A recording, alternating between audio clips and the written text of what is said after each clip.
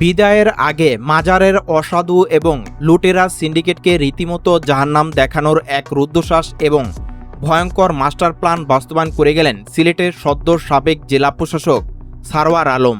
দীর্ঘ ৭০০ বছরের ইতিহাসে এই প্রথমবারের মতো প্রকাশ্যে হজরত শাহজালাল রহমতুল্লাহ আলাইয়ের মাজারের দানবাক্স এবং ডেকের তালা খোলা হলো। আর এই একটিমাত্র মাস্টার স্ট্রোকের মাধ্যমে উন্মোচিত হতে যাচ্ছে যুগের পর যুগ ধরে চলে আসা এক ভয়ঙ্কর অবিশ্বাস্য মেগা লুটের চাঞ্চল্যকর চিত্র। দর্শক, আজকের এই এক্সক্লুসিভ এবং রোমাঞ্চকর সংবাদ বিশ্লেষণে বাংলা ভাইরাল 24 এর পর্দায় উন্মোচিত হতে যাচ্ছে দুর্নীতির বিরুদ্ধে এক অকুতোভয় সরকারি কর্মকর্তার শেষ এবং সবচেয়ে ভয়ঙ্কর চাল। বদলির প্রজ্ঞাপন জারির পর যেখানে একজন সাধারণ কর্মকর্তা নিজের ব্যাগ গুছিয়ে নীরবে বিদায় নেন, সেখানে ডিসি সারওয়ার আলম বিদায় নেওয়ার ঠিক আগের মুহূর্তে এমন এক কালজয়ী কাজ করেছেন যা মাজারে কোটি টাকার অবৈধ সিন্ডিকেটের রাতের ঘুমকে চিরতরে হারাম করে দিয়েছে। কিন্তু এর পিছনে রাজনৈতিক হিসাব নিকাশটা কি? এই ঘটনার পর কেন বলা হচ্ছে যে কপাল পুরল বিএনপির? পুরো ঘটনাটি জানতে ভিডিওটি না টেনে শেষ পর্যন্ত দেখুন। দর্শক, সময়টা 22 জুন 2026।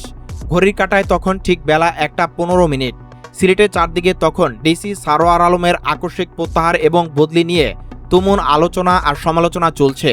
সাধারণ মানুষ থেকে শুরু করে সচেতন মহল সবাই ভেবে নিয়েছিল শক্তিশালী সিন্ডিকেটের চাপের কাছে নতি স্বীকার করে সরকার যেহেতু তাকে সরিয়ে দিয়েছে, সেহেতু মাজারে সেই কোটি টাকার দুর্নীতির মহোৎসব হয়তো আবার আগের মতোই শুরু হতে যাচ্ছে।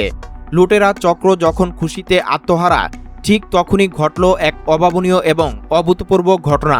জোহর নামাজের পরপরই সম্পূর্ণ আকস্মিকভাবে হজরত শাহজালাল রহমতুল্লাহ আলাইয়ের মাজারে সশরীরে উপস্থিত হন সদ্য সাবেক জেলা প্রশাসক সারওয়ার আলম। বিদায়ের ঠিক আগ মুহূর্তে তার এই আকস্মিক উপস্থিতিতে মাজারের খাদেম এবং অসাধু চক্রের মাঝে চরম কৌতূহল এবং একই সঙ্গে তীব্র আতঙ্কের সৃষ্টি হয়।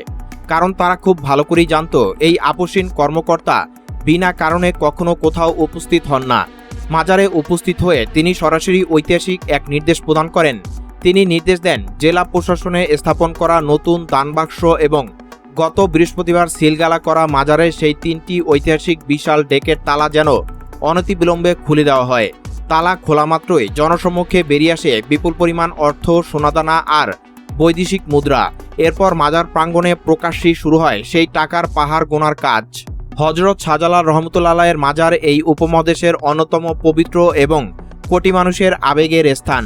প্রতিদিন দেশের বিভিন্ন প্রান্ত থেকে হাজার হাজার ধর্মপ্রাণ মানুষ এখানে ছুটে আসেন। তাদের কষ্টের উপার্জনের টাকা, মানতের পশু, স্বর্ণালঙ্কার অত্যন্ত ভক্তি ভরে এখানে দান করেন। কিন্তু একটি চরম এবং নির্মম সত্য হলো, দীর্ঘ ৭০০ বছরের ইতিহাসে এই কোটি কোটি টাকার দানের কোনো স্বচ্ছ হিসেব কখনো জনসম্মুখে প্রকাশ করা হয়নি।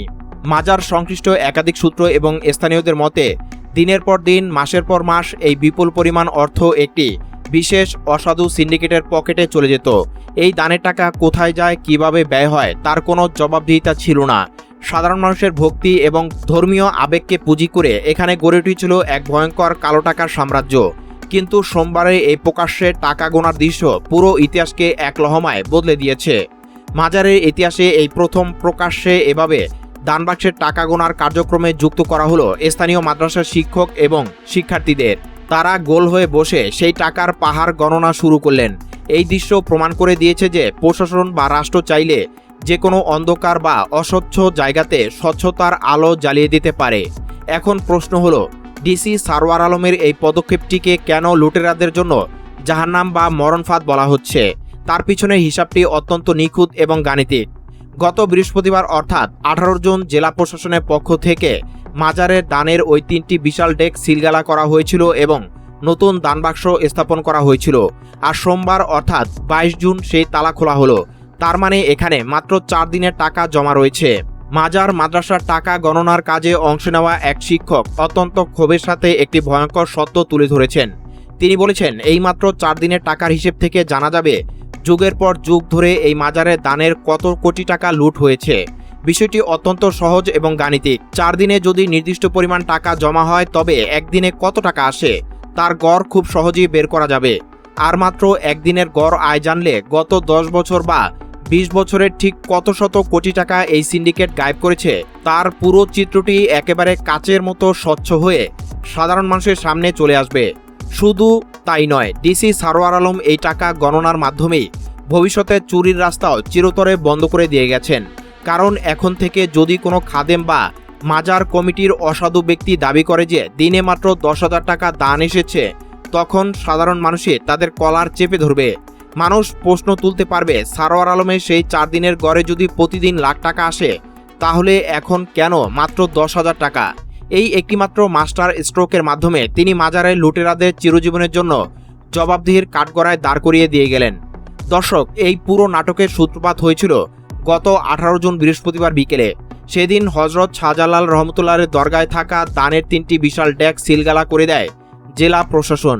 এর বদলে বসানো হয় লোগোযুক্ত নতুন দান বাক্স। নগদ অর্থ সরাসরি খাদেমদের হাতে দেওয়া সম্পূর্ণ নিষেধ করা হয় এবং নিরাপত্তার জন্য আনসার সদস্য ও সিসিটিভি ক্যামেরা নিয়োজিত করা হয়। এই একটিমাত্র আঘাতে সিন্ডিকেটের পায়ের নিচের মাটি সরে যায়। কোটি কোটি টাকার অবৈধ আয়ের পথ বন্ধ হয়ে যাওয়ায় ওই দিন রাত 8টার দিকে মাজার ভক্তদের নাম ব্যবহার করে দরগা প্রাঙ্গণে জড়ো হয়ে একটি কৃত্রিম বিক্ষোভ শুরু করে অসাধু চক্রটি। আশেকানে আউলিয়া বাংলাদেশের মতো কিছু কাগজের সংগঠনের ব্যানার ব্যবহার করে ডিসি সারোয়ার আলমের তীব্র সমালোচনা করা হয়।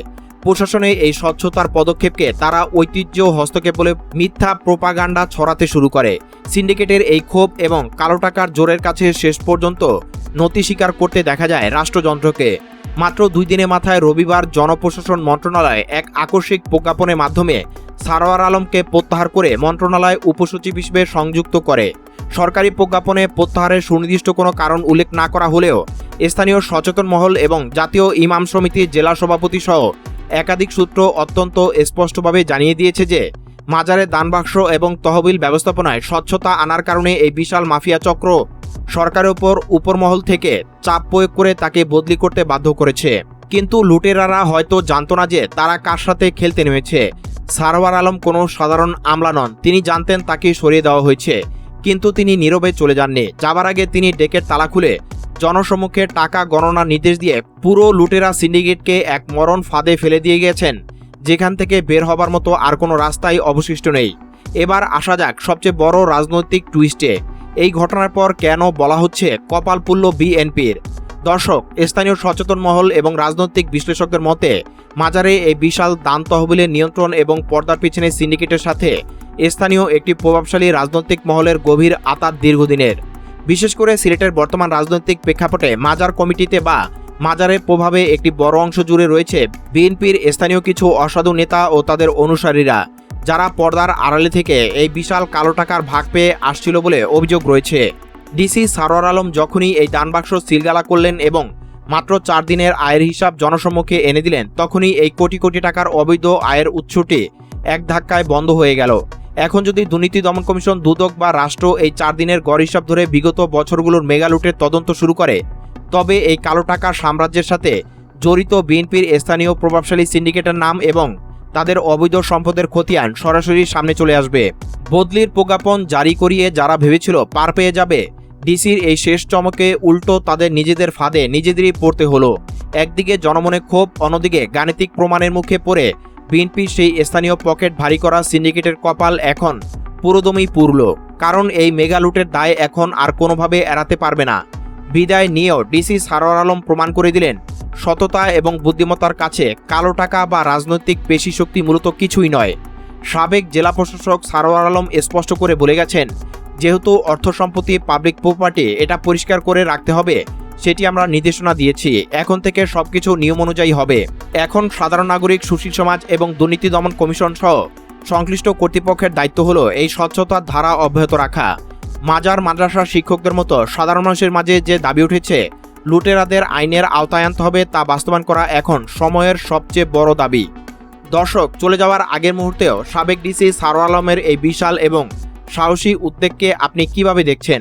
মাজারে এই 700 বছরের ইতিহাস ভেঙে প্রকাশ্যে টাকা গোনার বিষয়টি এবং এর ভিতরের রাজনৈতিক সমীকরণকে আপনি কিভাবে মূল্যায়ন করছেন? ঝটপট কমেন্ট করে জানিয়ে দিন আপনার মূল্যবান মতামত। আর আমাদের চ্যানেলে নতুন হয়ে থাকলে এমন আরও রোমাঞ্চকর এবং সত্য সংবাদ বিশ্লেষণ সবার আগে পেতে বাংলা ভাইরাল 24 চ্যানেলটি এখনই সাবস্ক্রাইব করে পাশে থাকা বেল আইকনটি বাজিয়ে দিন। দেখা হচ্ছে পরবর্তী কোনো বিস্ফোরক ভিডিওতে। ততক্ষণ পর্যন্ত ভালো থাকুন, সুস্থ থাকুন। আল্লাহ হাফেজ।